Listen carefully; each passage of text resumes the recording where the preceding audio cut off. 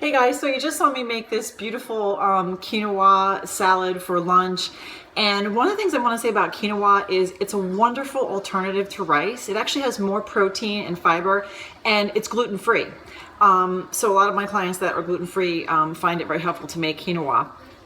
The other thing is that with this particular recipe, it's very easy to just, throw some grain in a pot and put some water in it and heat it up and serve it. But that can be really boring. And so one of the things I like to do often is just take other simple vegetables that are pretty much in every grocer. I know some of us don't have access to, organic farms or organic grocery, but pretty much everyone has a supermarket near their home, right? And it's pretty common to find things like carrots, peas. Even if you can't get fresh, you can always buy peas that are frozen as a second alternative. So carrots, peas, parsley is pretty much available everywhere.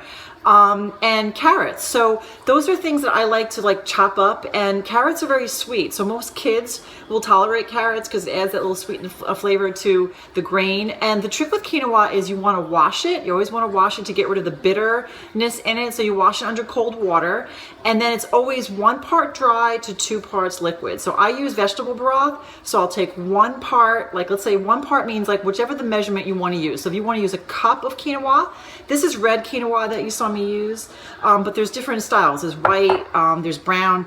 So you take let's say you use 1 cup, that's your dry part, and then you always double your amount of liquid. So if you're pouring in 1 cup of quinoa, you always want to make sure you do 2 cups of your liquid. That could be just plain water, or it could be broth, as I use.